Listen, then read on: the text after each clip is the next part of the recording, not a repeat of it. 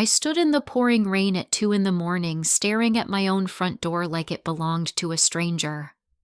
My scrubs were still damp with sweat from the most brutal 16-hour shift the ICU had thrown at me in years, and my hands were shaking so badly I could barely hold my house key. But the key wouldn't turn. Nothing happened. I tried again, thinking exhaustion was playing tricks on my mind, but the metal just scraped uselessly against the lock. That's when the porch light flicked on and my stepmother Sandra appeared behind the glass door in her silk robe, arms crossed like a bouncer at some exclusive club. Behind her stood my stepsister Chelsea, 24 years old, and holding what looked like vacation brochures. Sandra's voice cut through the storm when she opened the door just wide enough to speak. "Your key doesn't work anymore because I changed the locks today. Pay us $25,000 and we'll let you in. Chelsea needs a European vacation after her college graduation." I stared at them, both, raindrops running down my exhausted face, and said the only thing that came to mind: understood. Then I turned around and walked away. The hospital parking garage became my bedroom that night. I reclined the driver's seat of my Honda Civic as far back as it would go and tried to make sense of what had just happened at my own front door. The fluorescent lights buzzed overhead like angry insects, and the concrete walls echoed with the sound of my own breathing. 3 years. That's how long it had been since Dad married Sandra Walsh, a 45-year-old former receptionist from his accounting firm who swept into our lives 6 months after Mom died from pancreatic cancer. I remember how Sandra used to bring Dad homemade lunches during those first few weeks after the funeral, when he could barely function enough to tie his shoes, let alone run his business. She'd show up at our house with casseroles and sympathy cards, always wearing just the right amount of makeup to look caring, but not overdone. Back then, I thought she was a godsend.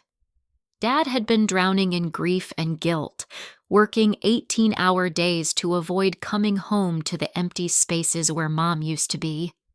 When Sandra started staying over to help with household management, I actually felt grateful that someone was taking care of him. The transformation happened so gradually that I didn't notice the warning signs until they were everywhere. First, Sandra started rearranging the furniture, claiming she wanted to help your father move forward from the past. Then she began answering his phone when I called, always with some excuse about why he couldn't come to the phone right that moment. "He's in the shower, sweetie. He just laid down for a nap. He's on an important business call." The conversations with Dad became shorter and less frequent, even though I was living under the same roof. Chelsea appeared in our lives about a year after the wedding, when Sandra claimed her daughter needed a place to stay while finishing college. I'd never heard Sandra mention having a child before, but she explained that Chelsea had been living with her grandmother in Florida and was finally ready to get to know her new family. Chelsea moved into the guest room with 3 suitcases and an attitude that made it clear she considered herself entitled to everything our house had to offer. She never worked, never contributed to household expenses, and spent most of her time shopping online or complaining about how cramped her room was compared to the apartments her college friends rented. The financial requests started small. Sandra needed $200 for emergency dental work. Chelsea's car needed new tires that somehow cost $800. Dad always paid without question, usually while I was at work pulling 12-hour shifts at the hospital.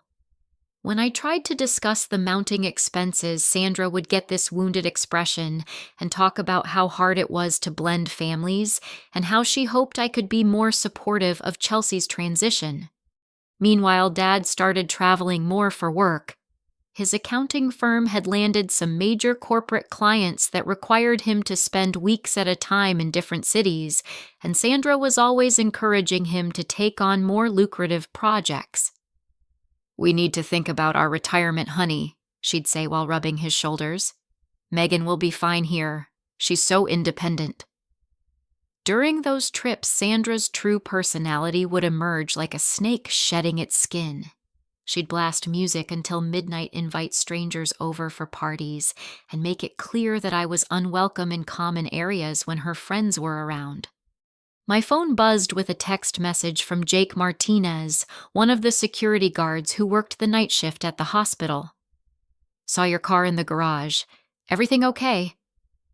I'd known Jake for almost 2 years, and he was the kind of person who noticed when something was wrong without being nosy about it.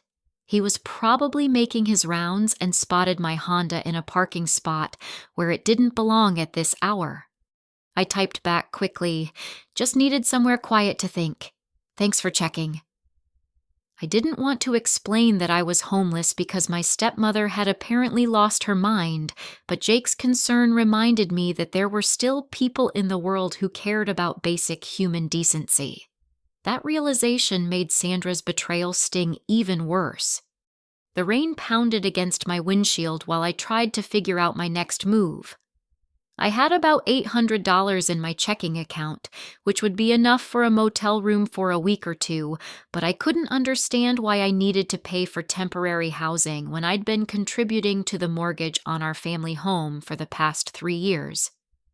After Mom died, I'd insisted on helping Dad with the monthly payments because I knew how much the medical bills had drained their savings. The house was as much mine as it was anyone's, at least in the moral sense, if not the legal one.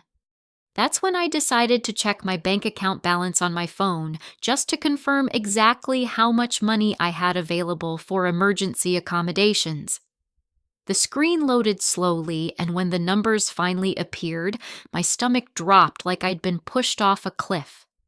My savings account, which should have contained $5,300 from months of careful budgeting and overtime shifts, now showed a balance of $312. My checking account was missing another $700 that I distinctly remembered seeing there 2 days ago. The most recent transactions showed electronic transfers to something called C. Walsh Education Fund, in amounts that perfectly matched the missing money from both accounts. The timestamps indicated the transfers had happened while I was at work, and the authorization showed my own digital signature on file with the bank.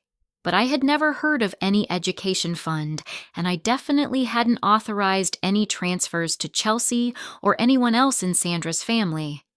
First National Bank opened its doors at 9 in the morning, and I was standing outside the entrance 15 minutes early with a folder full of printed account statements and a growing sense of panic in my chest.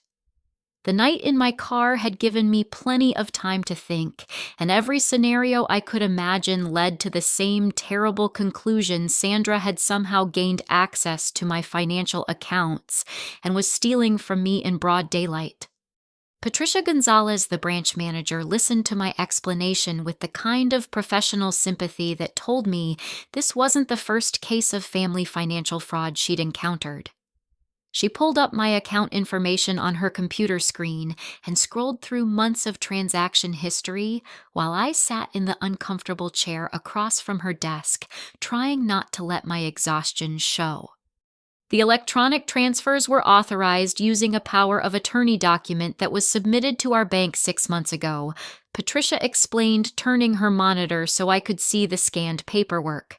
According to our records, you granted Sandra Walsh full authority to manage your finances due to a medical condition that prevented you from handling your own affairs. The document looked official enough, with letterhead from a medical office I'd never heard of and signatures that resembled my own handwriting. But I had never been to any doctor named Dr. Richard Stevens, and I had certainly never signed anything giving Sandra access to my money. The medical report attached to the power of attorney claimed I was suffering from severe depression and cognitive impairment that made me unable to make sound financial decisions. "This is completely fake," I told Patricia, pointing at the signature on the bottom of the page. "I never signed this, and I've never been treated for any mental health condition that would justify someone else controlling my finances. This is fraud, plain and simple." Patricia nodded and made notes on a yellow legal pad. I believe you, but we're going to need to follow proper procedures to investigate this situation. The good news is that we have security camera footage from when the original document was submitted. Let me pull that up for you.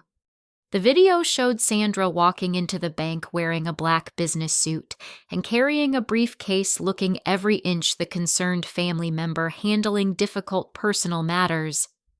She spoke confidently with the teller handed over the paperwork and even provided what appeared to be a valid driver's license for identity verification. The timestamp indicated she'd completed this transaction on a Tuesday afternoon when I was working a double shift at the hospital. She planned this perfectly, I realized out loud.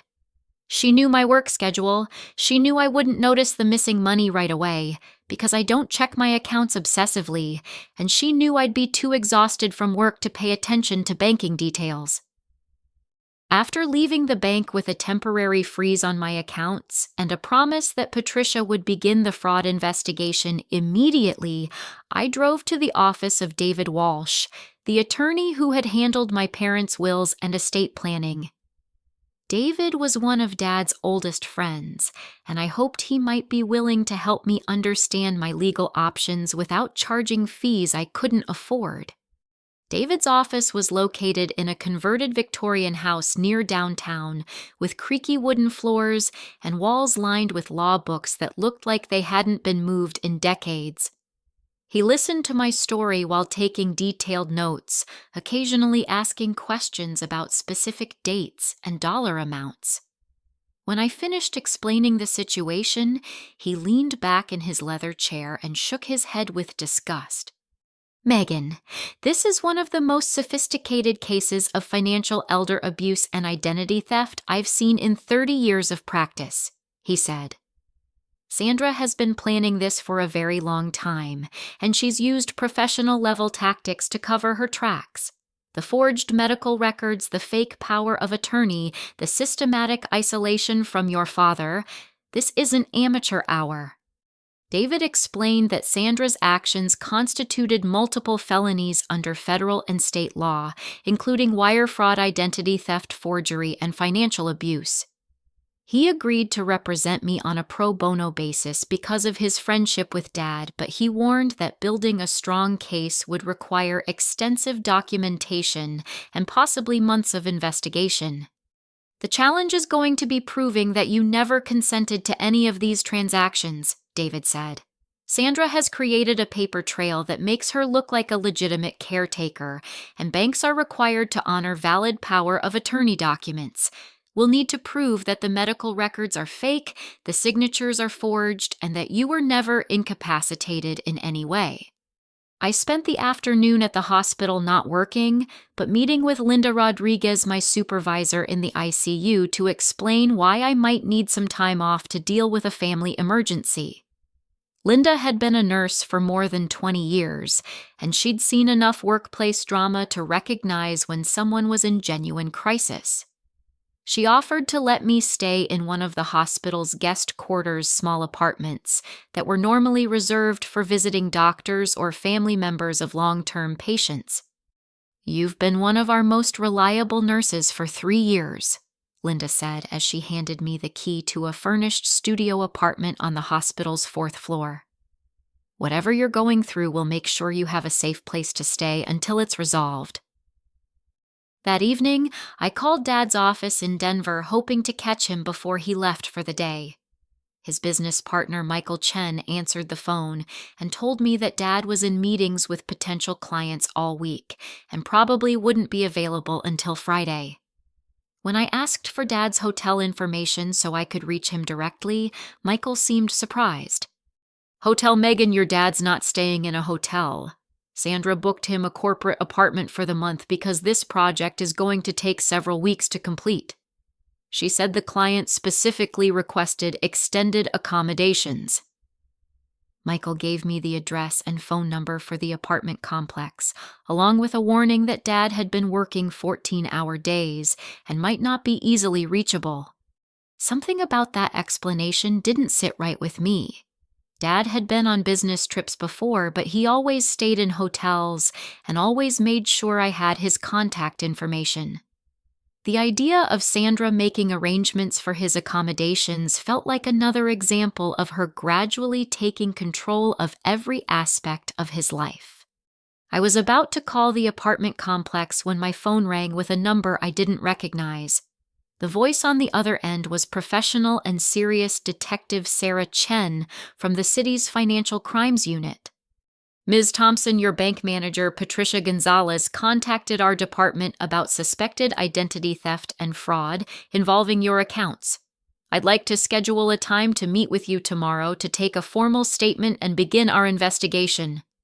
Detective Chen explained that financial fraud cases involving family members were particularly complex because they often included emotional manipulation and long-term planning that made them difficult to prosecute.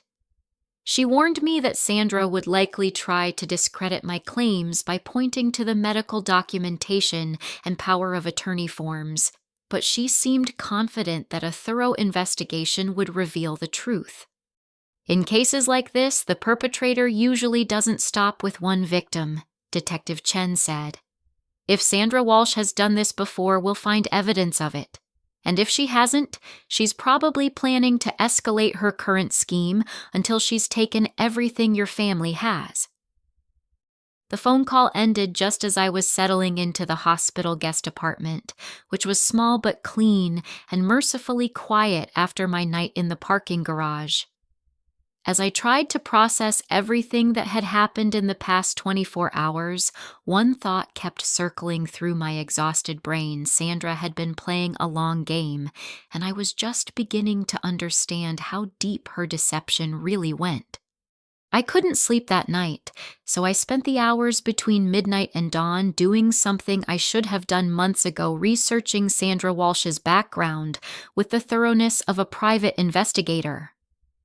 Armed with my laptop and a pot of coffee from the hospital cafeteria, I started digging through social media profiles, public records, and any other digital footprints I could find. The first red flag appeared within minutes. Sandra's Facebook profile, which she'd always claimed was too boring for me to bother looking at, showed photos and check-ins from places that didn't match the timeline she'd given our family. According to her posts, she'd been in Phoenix, Arizona in early 2018, around the same time she claimed to be working at Dad's accounting firm in our city. The photos showed her at expensive restaurants and luxury hotels, always with people I didn't recognize, and always spending money that didn't align with a receptionist's salary. I expanded my search to include public records databases, property transactions, and court filings. What I found made my blood run cold. Sandra Walsh had been involved in 2 separate civil lawsuits in the past 5 years, both related to accusations of financial fraud and elder abuse. In Arizona, she'd been sued by the family of a 68-year-old widower named Robert Martinez, who claimed Sandra had systematically stolen more than $80,000 from his accounts while posing as his caregiver and romantic partner. The court documents told a story that was eerily similar to what was happening in my own family. Robert's wife had died of cancer, leaving him vulnerable and desperate for companionship. Sandra had inserted herself into his life as a helpful neighbor, gradually gaining his trust and access to his finances. She'd forged documents, created fake medical crises that required emergency payments, and eventually convinced Robert to add her to his bank accounts as a co-owner. By the time Robert's children realized what was happening, Sandra had emptied his savings and disappeared. The Oregon case was even more disturbing. Sandra had targeted a single father named James Peterson, who was raising 2 teenage daughters after his ex-wife abandoned the family. She'd posed as a social worker and convinced James that his daughters needed expensive therapeutic interventions that she could provide through her network of specialists. Over the course of 8 months, Sandra had collected more than $50,000 for services that were never provided, leaving James financially ruined and his daughters traumatized by the realization that the woman they'd trusted was a criminal. But the most shocking discovery came when I found Sandra's real legal name buried in a criminal background check database. She wasn't Sandra Walsh at all. Her actual name was Rebecca Morrison, and she had a criminal record dating back 15 years that included convictions for forgery identity theft and conspiracy to commit fraud in 3 different states. I screenshot every document I could find and saved them to a secure folder on my laptop. Then I did something that felt both desperate and necessary. I reached out to Robert Martinez and James Peterson through social media, explaining that I was Sandra's latest victim and asking if they'd be willing to share their experiences. Robert responded within hours.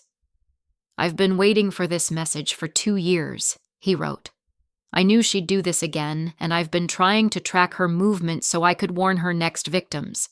Sandra or Rebecca or whatever she's calling herself now is a professional predator who specializes in targeting grieving families." Robert agreed to a phone call that afternoon, during which he explained Sandra's methods in detail that made my situation seem like a carbon copy of his own experience. "She studies families for months before making her move," he explained.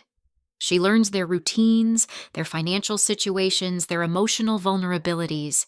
She's incredibly patient and strategic, and she always has an exit plan ready before anyone realizes what's happening." James Peterson was equally willing to help. His lawsuit against Sandra was still ongoing, and he'd hired a private investigator who'd uncovered evidence that Sandra had used at least 4 different identities over the past decade. "She's not working alone," James warned me during our phone conversation. "That daughter of hers, Chelsea, isn't really her daughter.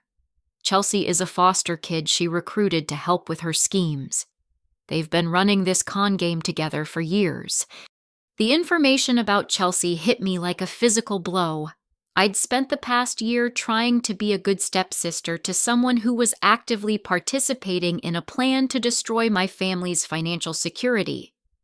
Every time I'd covered for Chelsea when she skipped her college classes, every time I'd given her rides to social events, every time I'd tried to include her in family activities, she'd been gathering information that Sandra could use against us.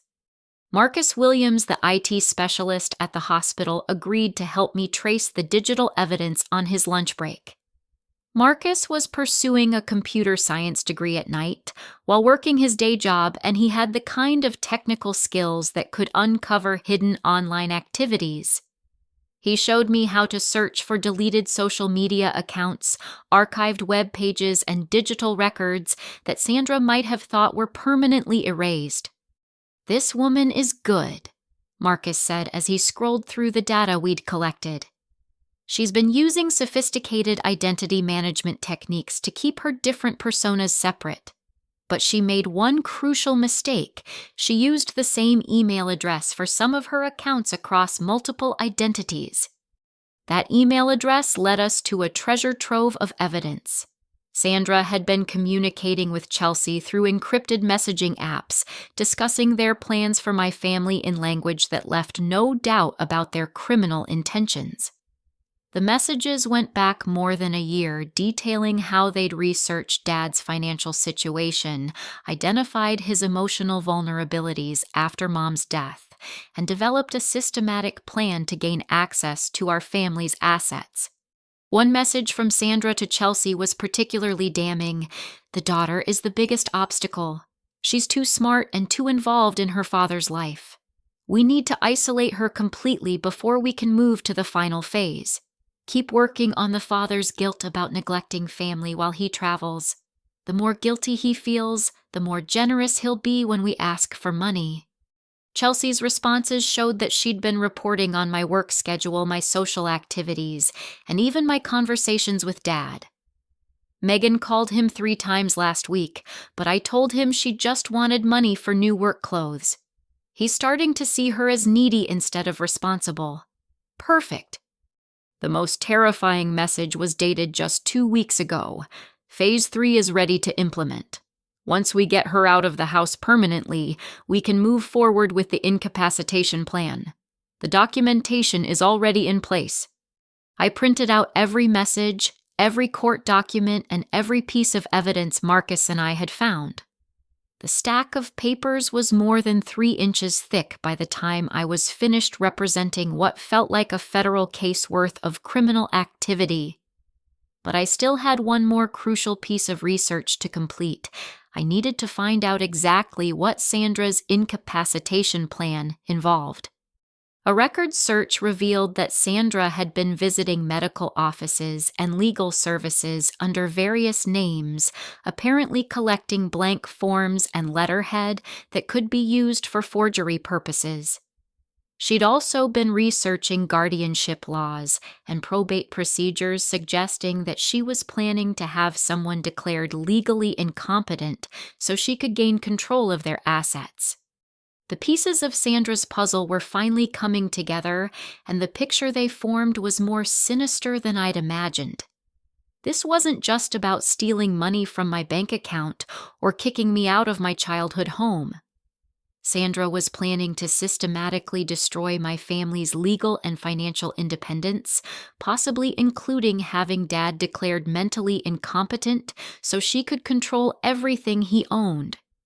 As I sat in the hospital guest apartment surrounded by evidence of Sandra's crimes, I realized that she'd made one critical error in her planning. She'd underestimated how far I was willing to go to protect my family. Tomorrow, I would take everything I'd learned to Detective Chen and begin the process of fighting back. Sandra might be a professional criminal, but she was about to discover that nurses are pretty good at systematic problem-solving too. Detective Sarah Chen's office looked like the nerve center of a major criminal investigation, with whiteboards covered in timeline charts and evidence photos taped to every available wall surface. She listened to my presentation of evidence with the kind of focused attention that made me feel like someone finally understood the scope of what I was dealing with. When I finished explaining Sandra's background and showing her the documentation Marcus and I had compiled, Detective Chen leaned back in her chair and whistled softly. "Ms. Thompson, you've essentially done half of our investigation for us," she said, flipping through the printed messages between Sandra and Chelsea. "This level of premeditated fraud is exactly the kind of case our department takes very seriously. With this evidence, we can get warrants for financial records, phone records, and probably a search warrant for your family's house." Detective Chen explained that the investigation would need to move quickly because Sandra was clearly preparing to escalate her activities. The messages about an incapacitation plan suggested that she was planning to have Dad declared legally incompetent, which would give her complete control over his assets and make it much harder to reverse the damage she'd already done. "We're going to need your father's cooperation to move forward with criminal charges," Detective Chen warned. "As long as he's legally married to Sandra, he has the right to authorize access to joint financial accounts. If he doesn't believe Sandra is victimizing your family, it becomes much harder to prove that her actions are criminal rather than just marital financial management." That afternoon, I finally managed to reach Dad at his corporate apartment in Denver. The conversation started normally enough with Dad asking about my work and apologizing for being so busy with his current project. But when I started explaining what I'd discovered about Sandra's background, his tone shifted to something between disbelief and irritation. "Megan, I think you're letting stress from work affect your judgment," he said. "Sandra has been nothing but supportive since your mother died. She's helped me get my life back together, and she's been patient with Chelsea's adjustment to our family. What you're describing sounds like paranoid thinking." I tried to explain about the forged documents, the stolen money from my accounts, and the evidence that Sandra was actually Rebecca Morrison with a criminal record. But Dad interrupted me before I could finish. Sandra already told me about your financial problems, he said. She mentioned that you'd been having trouble managing your money and that you'd asked her for help organizing your accounts. She was trying to protect your privacy by not discussing it with me directly. The realization that Sandra had already poisoned Dad against me was like being punched in the stomach. She'd anticipated that I would eventually discover her activities, and she'd prepared Dad to dismiss my accusations as the complaints of someone who was financially irresponsible or mentally unstable. "Dad, I need you to listen to me very carefully," I said, trying to keep my voice calm and rational. "Sandra has been drugging you. The medical records show that you've had unexplained sedatives in your system during recent doctor visits. She's been making you sign documents while you're not thinking clearly." There was a long pause before Dad responded. "Megan, I think you need to talk to someone about these ideas you're having. This kind of paranoid thinking about family members can be a sign of serious mental health problems. Sandra mentioned that she was worried about you." The phone call ended with Dad promising to discuss my concerns with Sandra when he returned from Denver, which was exactly the opposite of what I needed to happen.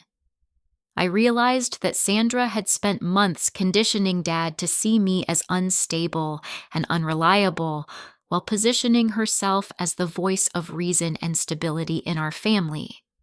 Robert Martinez and James Peterson both flew in to meet with Detective Chen and provide testimony about their experiences with Sandra. Their willingness to travel across the country and take time off work to help a stranger fight the same battle they'd fought themselves restored some of my faith in human decency. "Sandra relies on isolation," Robert explained to Detective Chen during his formal interview. "She cuts her victims off from friends, family members, and anyone else who might question her motives.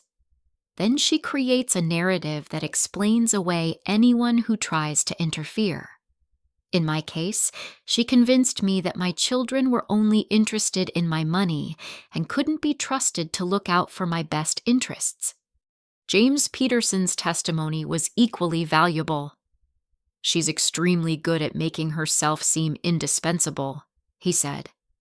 "By the time I realized what was happening, Sandra had become so involved in my daily life that I couldn't imagine functioning without her help. She was managing my calendar, handling my correspondence, even choosing what groceries I bought.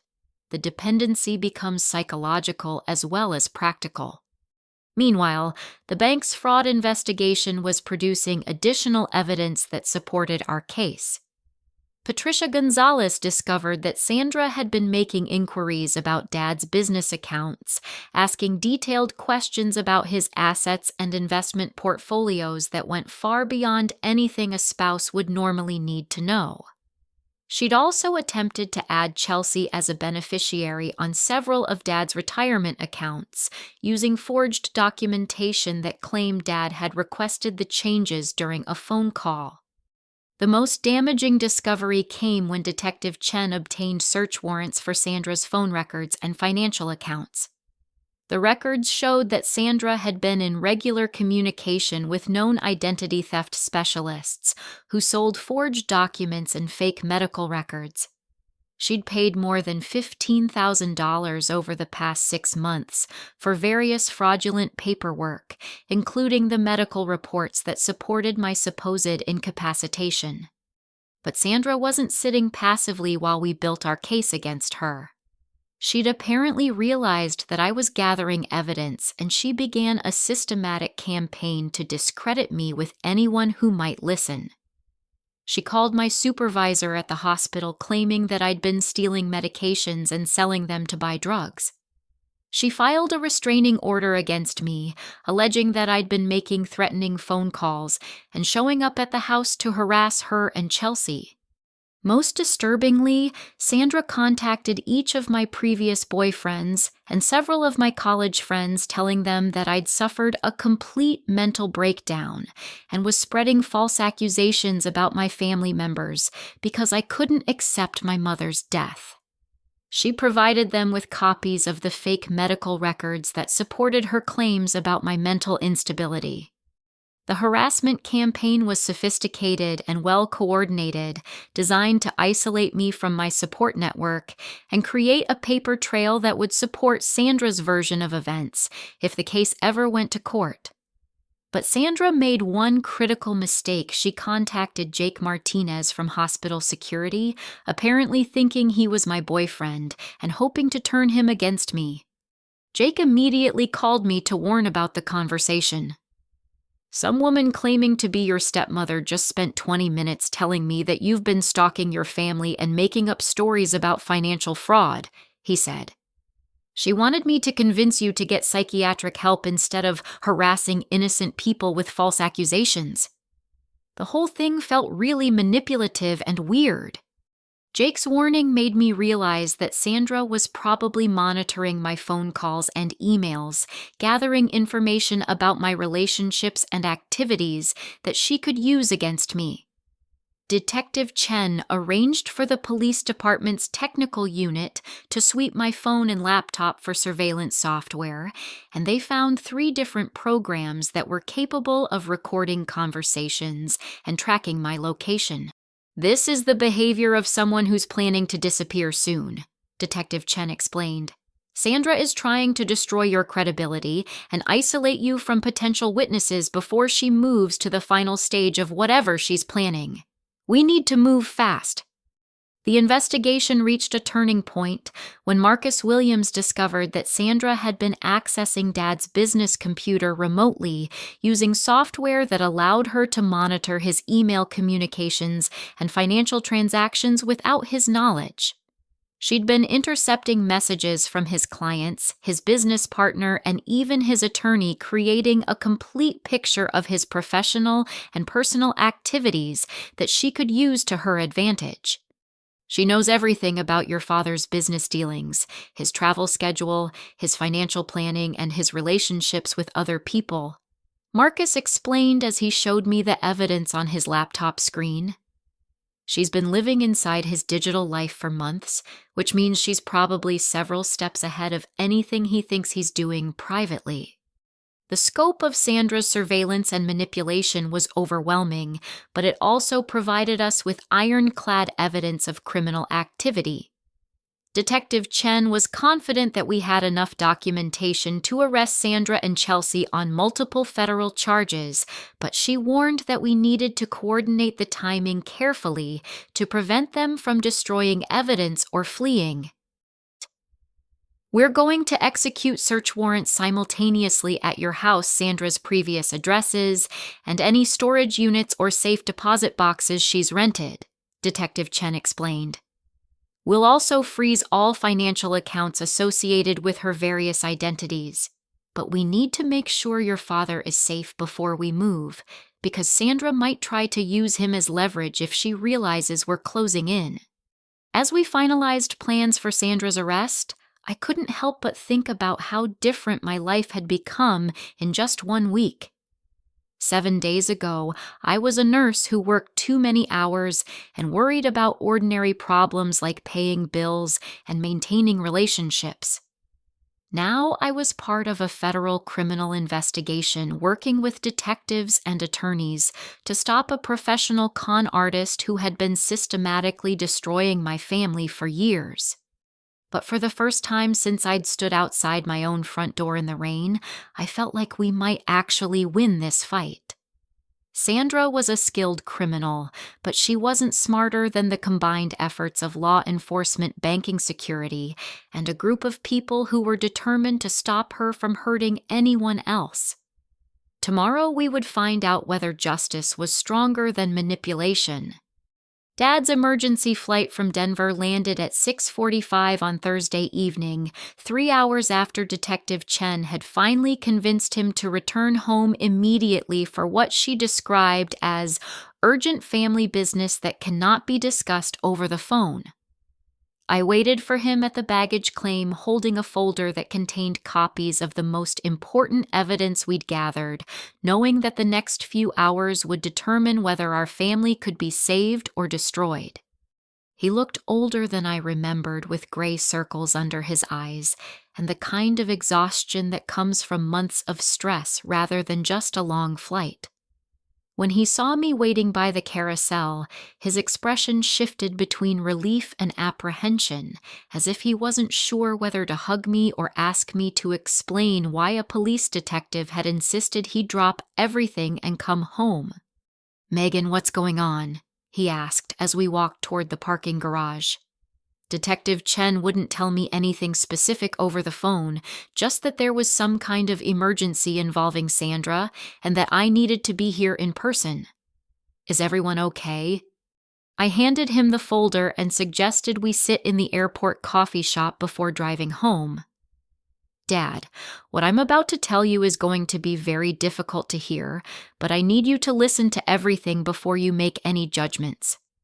Sandra isn't who she claims to be, and our family has been the target of a sophisticated fraud scheme for the past 2 years. Dad opened the folder and began reading while I explained how the investigation had started with my discovery of unauthorized bank transactions and evolved into a comprehensive case involving identity theft forgery and financial fraud spanning multiple states.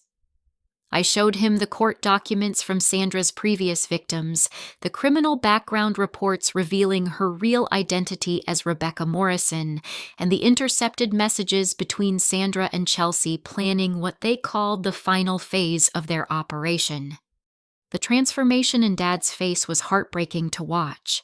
As he read through the evidence, his expression went through stages of disbelief, confusion, anger, and finally a kind of broken recognition that made him look like he'd aged 10 years in 10 minutes.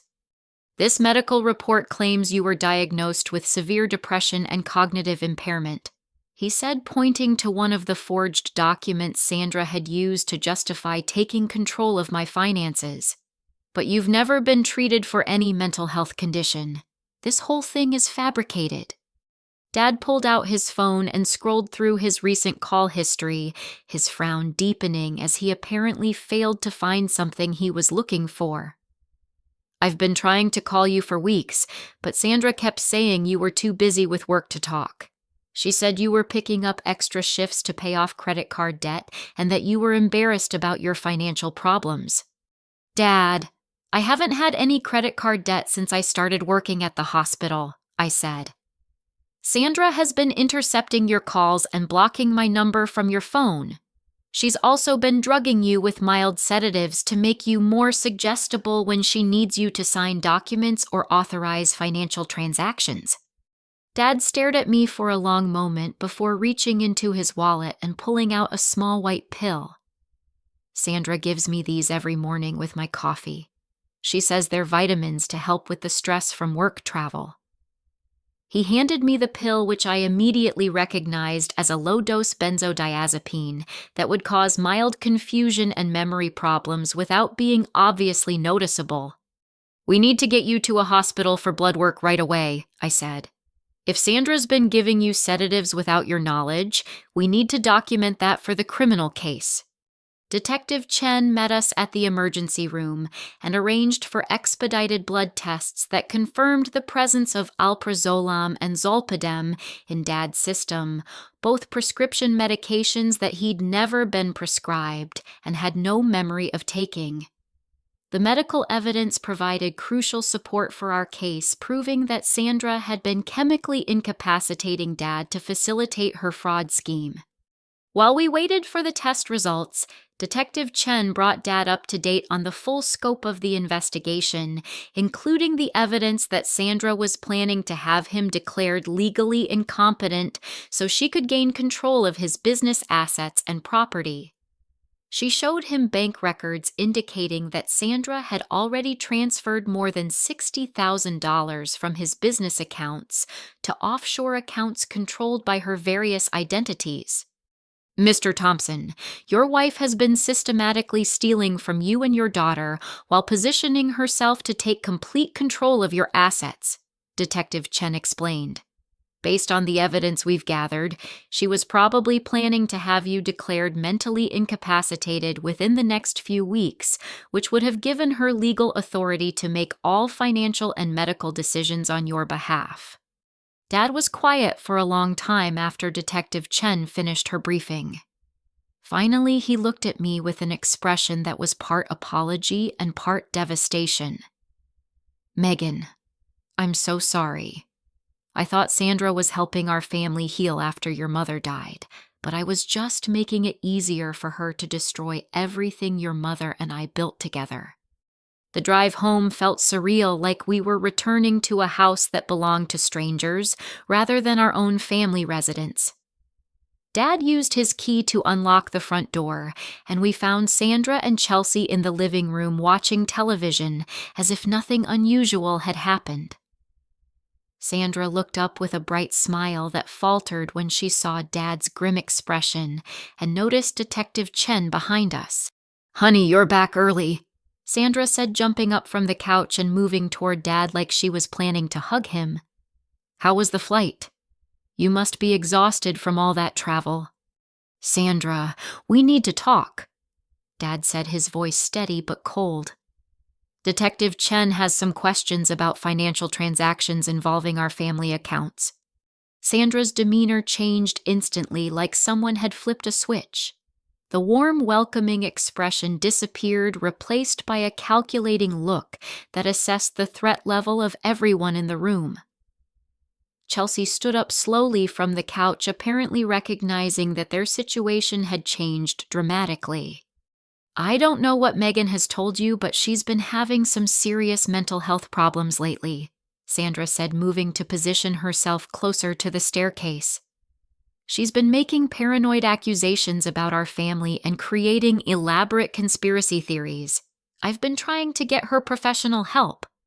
Detective Chen stepped forward and identified herself officially.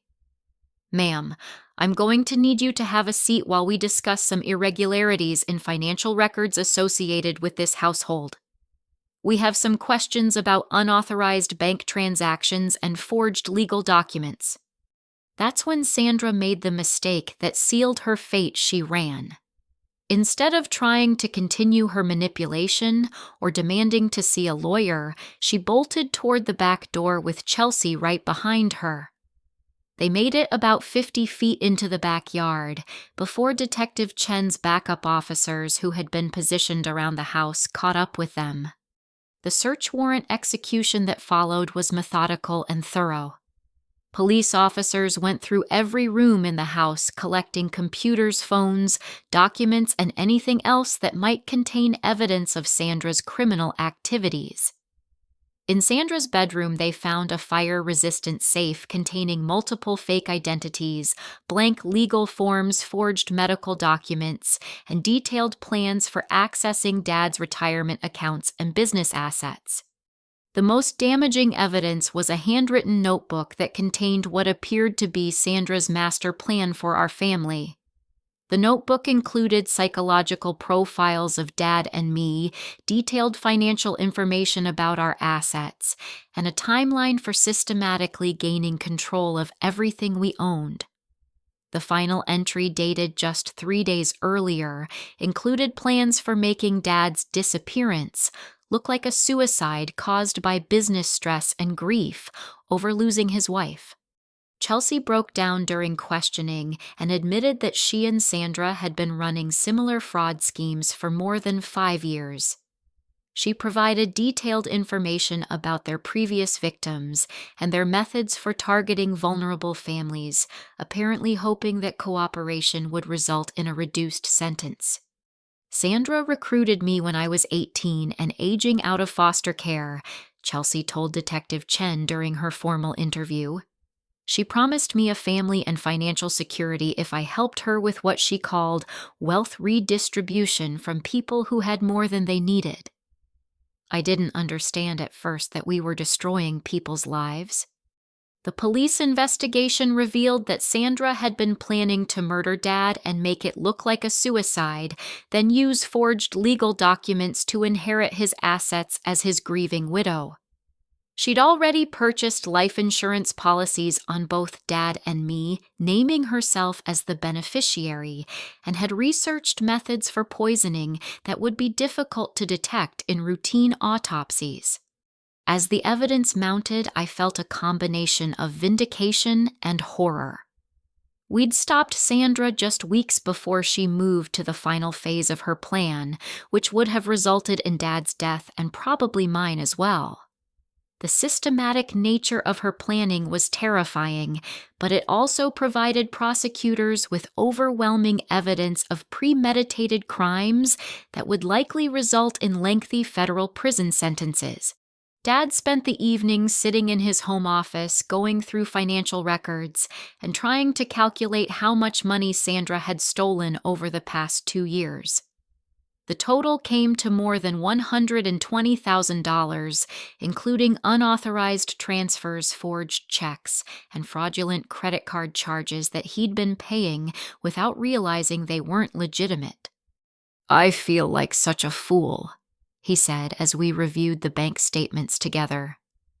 "Every time Sandra asked me to sign something, I trusted her completely. Every time she said you were having problems or didn't want to talk to me, I believed her without question.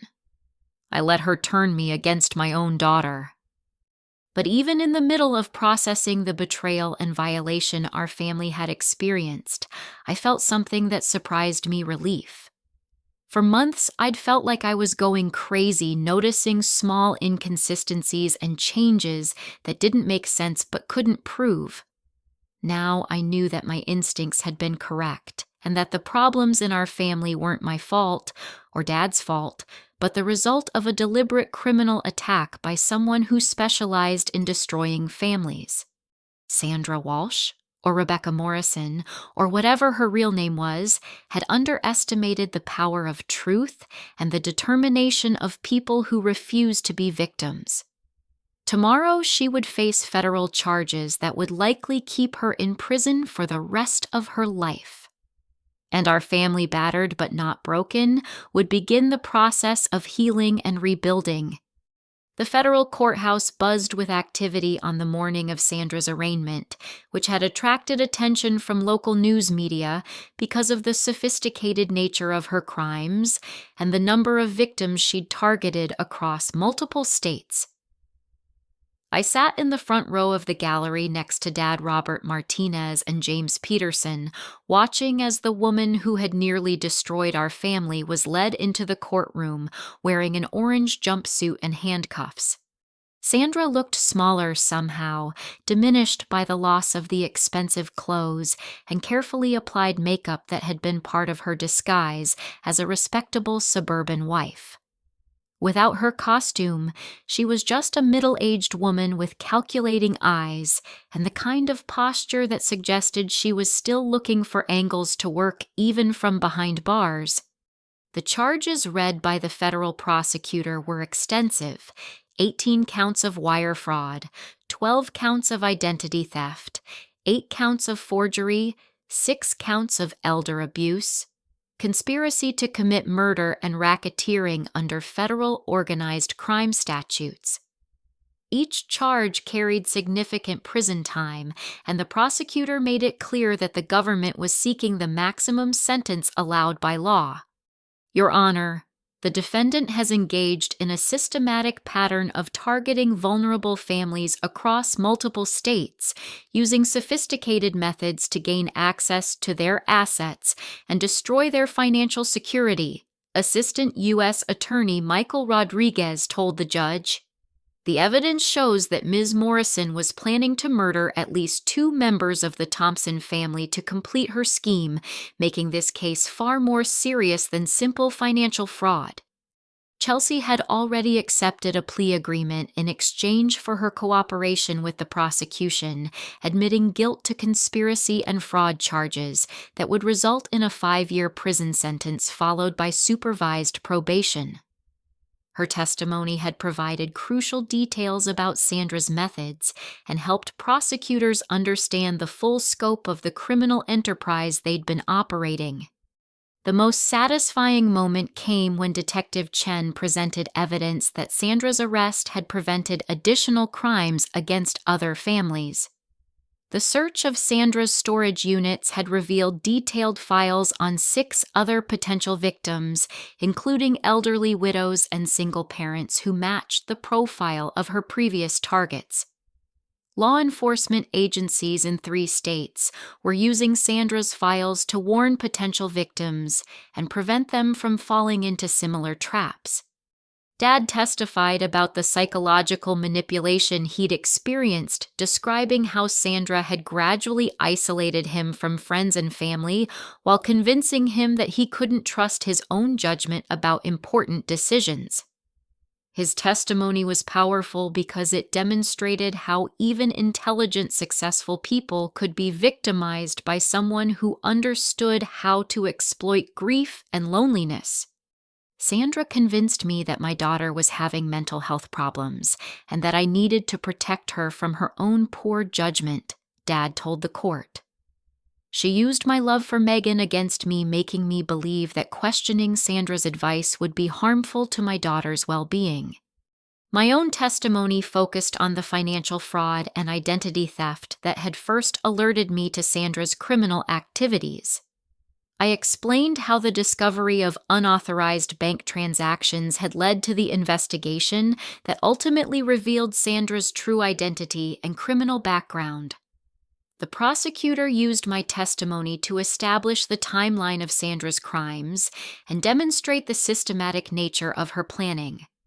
Robert Martinez and James Peterson testified via video conference about their experiences with Sandra, providing evidence that her crimes against our family were part of a larger pattern that had been ongoing for years. Their willingness to participate in the prosecution despite living in different states demonstrated the lasting impact of Sandra's crimes and their commitment to preventing her from victimizing additional families.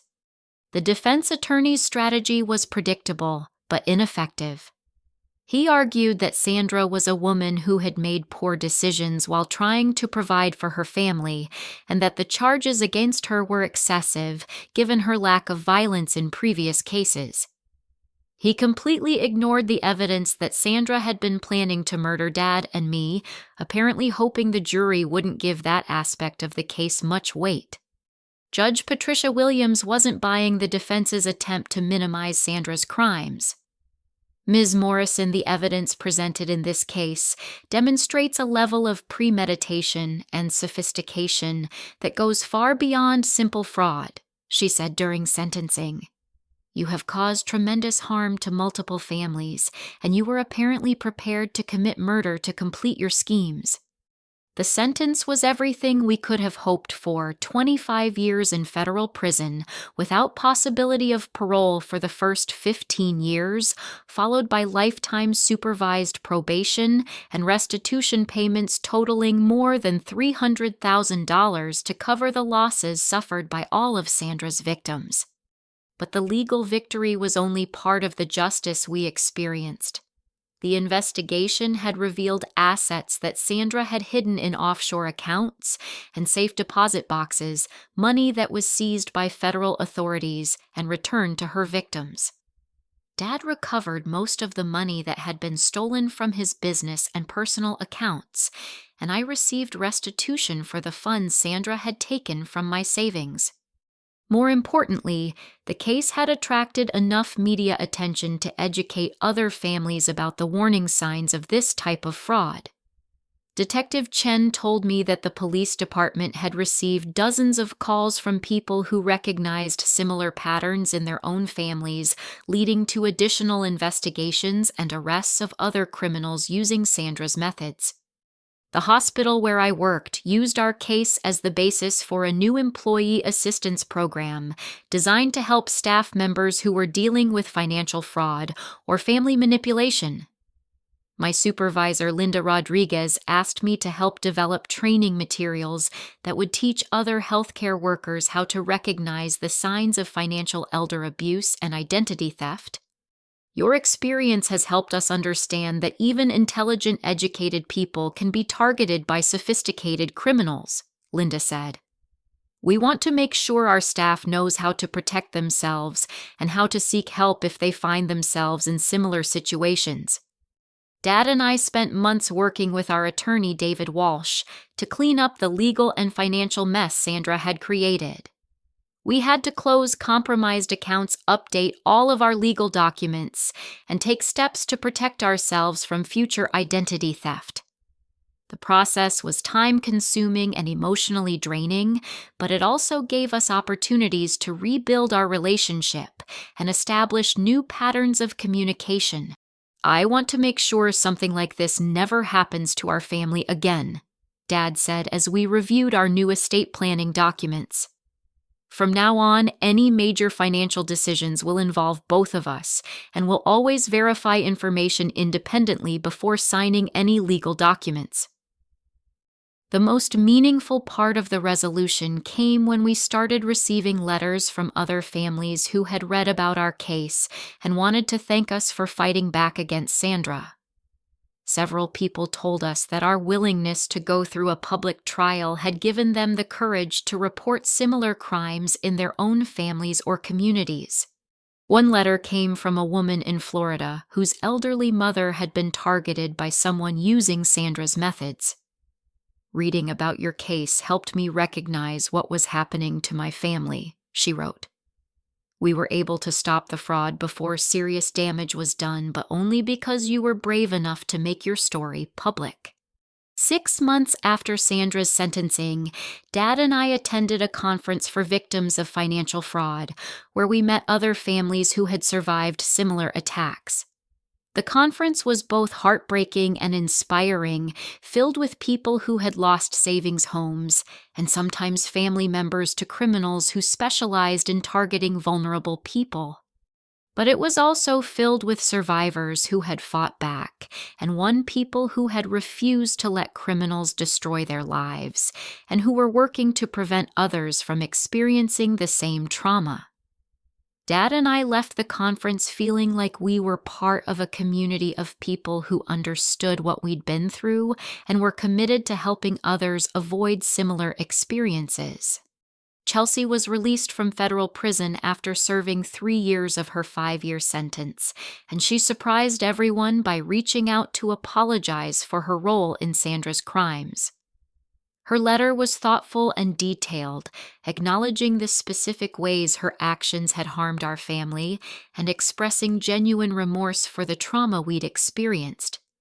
"I know that an apology can't undo the damage I helped cause," she wrote, "but I want you to know that I think about your family every day, and I'm committed to making sure I never hurt anyone else the way I hurt you." Chelsea had used her time in prison to earn her GED and complete a paralegal training program, and she was working with prosecutors in other states to help convict criminals who used methods similar to Sandra's. Her transformation from willing accomplice to advocate for victims was unexpected but welcome, and it gave us hope that people could change even after making terrible choices. As for Sandra herself, she would spend the rest of her productive years in federal prison with no possibility of parole until she was well into her 60s. The investigation had revealed additional victims and additional crimes leading to new charges that would likely keep her incarcerated for the rest of her life. But the most important justice wasn't what happened to Sandra in court. The most important justice was that our family had survived her attack stronger than we'd been before she entered our lives. Dad and I had rebuilt our relationship on a foundation of honesty and communication that was more solid than anything we'd had before Mom's death. We'd learned to trust each other again, and we'd learned to trust ourselves. We'd proven that criminals might be sophisticated and patient, but they weren't more powerful than families who refused to be victims and communities who supported each other through difficult times. 1 year after Sandra's sentencing, I found myself standing in the kitchen of our new house, watching Dad plant tomatoes in the garden bed he'd created to honor Mom's memory. The house was smaller than our old family home, but it felt more like home than anywhere we'd lived since Mom died. We'd chosen it together, bought it together, and decorated it with furniture that represented our shared vision of what family should look like. The past 12 months had brought changes I never could have imagined when I was sleeping in my car after being locked out of my own home. Dad had sold his accounting firm to a larger company and accepted a position that allowed him to work locally without extensive travel. "I missed too much of our family life when your mother was sick," he explained when he announced his decision to change jobs. "I don't want to miss any more." My career had evolved too. The hospital had promoted me to head nurse in the ICU, partly in recognition of my clinical skills, but also because of the leadership I'd shown during the crisis with Sandra. My experience with fraud investigation had led to additional training in forensic nursing, and I was now part of a team that worked with law enforcement to document evidence of abuse and neglect in vulnerable populations. "Trauma can make you stronger," Linda Rodriguez had told me during my performance review, "but only if you choose to use the experience to help other people avoid similar trauma." The ripple effects of our case continued to spread in ways that surprised and gratified me. Detective Chen had been promoted to head the department's financial crimes unit, and she regularly used our case as an example in training programs for other law enforcement agencies. The techniques Sandra had used were being studied by fraud prevention specialists, leading to new safeguards that banks and other financial institutions were implementing to protect their customers. Robert Martinez had become a close family friend, visiting us several times and helping Dad understand the long-term psychological effects of being victimized by someone you trusted.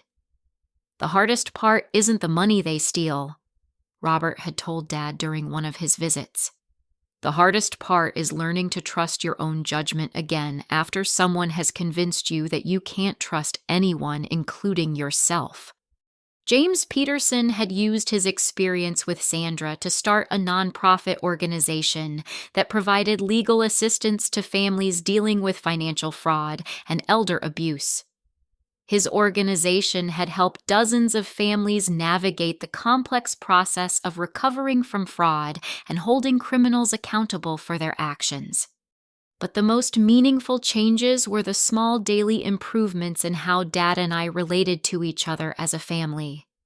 We had developed new traditions that honored Mom's memory while acknowledging that our family had evolved and grown stronger. Sunday dinners became a time for checking in with each other about work relationships and any concerns we might have. We established a rule that major financial decisions would always be discussed together and that we would independently verify any information that seemed unusual or suspicious. "Trust but verify," Dad would say when we reviewed bank statements or legal documents together. Your mother used to say that about everything important, and I should have remembered that advice when Sandra entered our lives. The financial recovery had been more complete than we dared to hope. Federal authorities had been able to trace and recover most of the money Sandra had stolen, and the restitution payments were being distributed to all of her victims. We'd used our portion to establish an emergency fund that would protect us from future financial crises and to contribute to organizations that supported fraud victims. More importantly, we'd learned to appreciate what we still had rather than focusing on what we'd lost. Mom's death had left us both vulnerable to someone who specialized in exploiting grief and loneliness. But surviving Sandra's attack had taught us that we were stronger together than either of us was alone.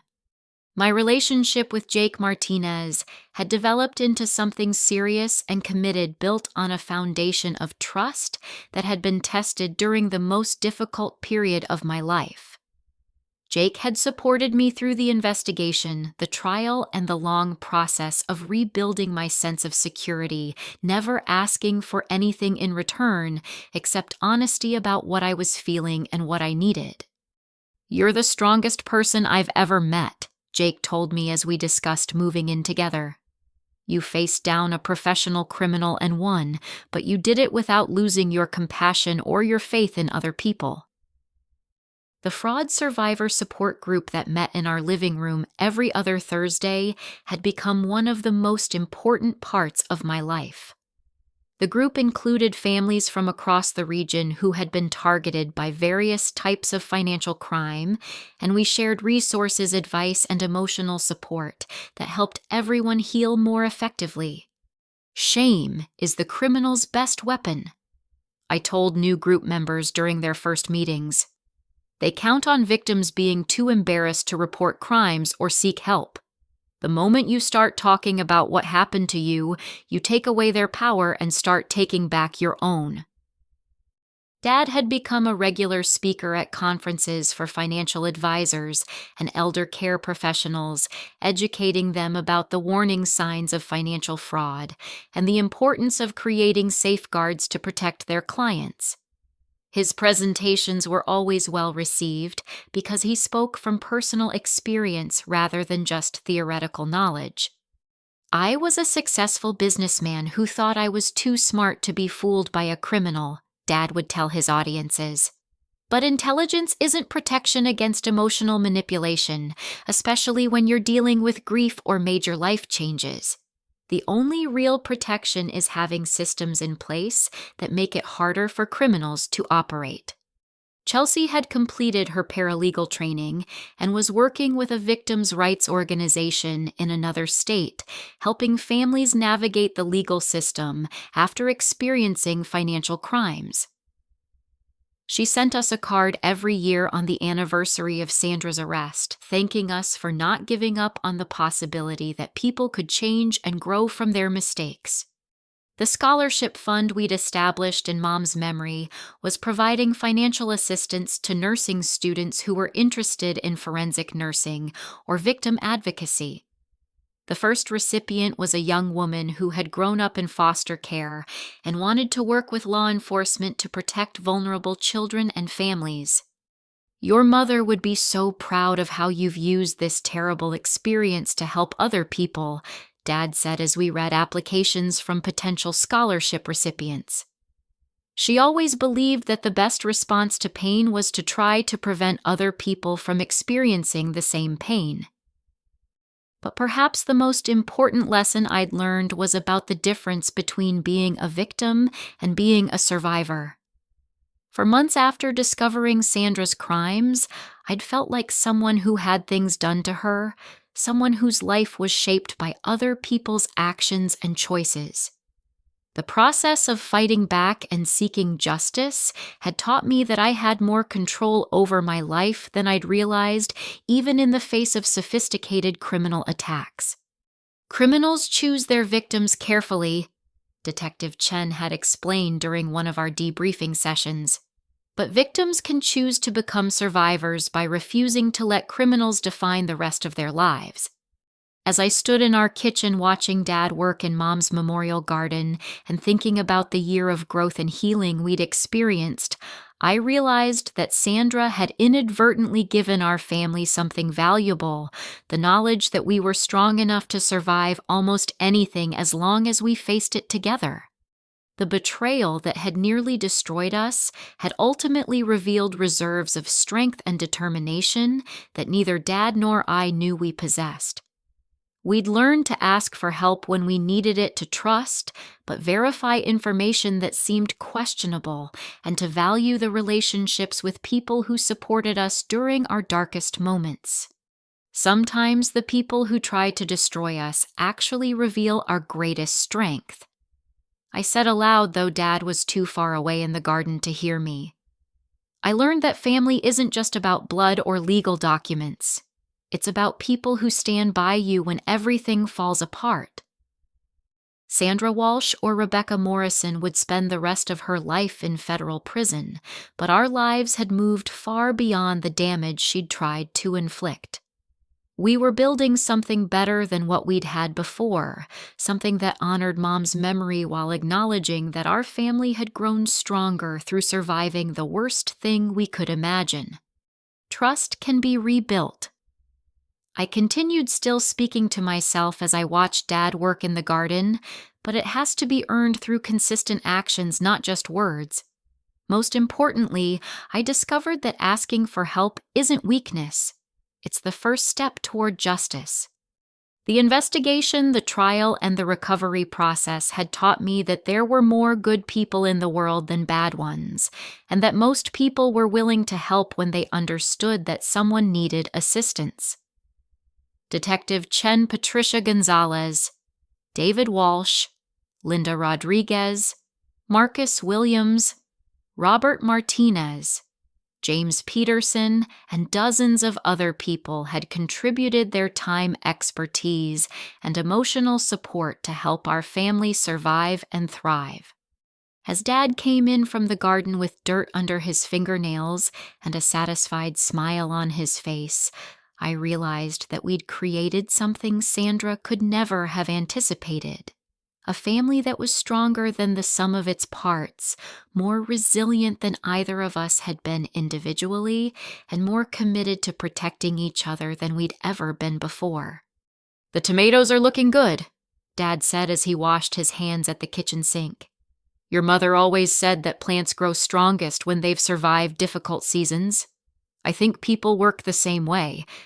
That evening, as we sat on the porch of our new house watching the sun set over Mom's memorial garden, I felt a sense of peace that had been missing from my life for longer than I cared to remember. Sandra's attack on our family had been devastating and traumatic, but it hadn't defeated us. If anything, it had revealed that we were capable of more love, more strength, and more resilience than we'd ever imagined. The scar tissue from our experience with Sandra would always be part of our family's story, but it was scar tissue that had made us stronger rather than more fragile. We'd learned to protect ourselves without becoming cynical, to trust carefully, without becoming paranoid, and to build a future that honored our past while remaining open to new possibilities. As the stars came out over our new home, I thought about all the families who were still fighting battles similar to the one we'd won, and I felt grateful that our experience could serve as a roadmap for other people who found themselves facing sophisticated criminals who specialized in destroying families. The most important lesson of all was that justice isn't just about what happens in courtrooms. Real justice is what happens when people refuse to let criminals define the rest of their lives, when families choose to rebuild rather than surrender, and when survivors use their experiences to protect other people from similar attacks. Sandra Walsh had underestimated the power of truth, the determination of people who refuse to be victims, and the strength of families who choose to fight for each other rather than against each other. Her 25-year prison sentence was just the legal conclusion to a story that had already ended with her complete defeat the moment Dad and I decided to trust each other again and work together to rebuild our lives. Have you ever had to rebuild trust in your family after someone tried to tear you apart? I'd love to hear your thoughts in the comments below about how families can protect themselves from people who use manipulation and deception to cause harm. If this story resonated with you, please give it a like and subscribe for more true stories about overcoming adversity and finding strength in unexpected places. And if you know someone who might benefit from hearing about how we fought back against financial fraud, and please share this story with them. Sometimes knowing that other families have survived similar attacks can give people the courage they need to seek help and fight back against criminals who target vulnerable people. Thank you for listening to our story, and I hope that sharing our experience can help other families protect themselves and find their own paths to healing and justice.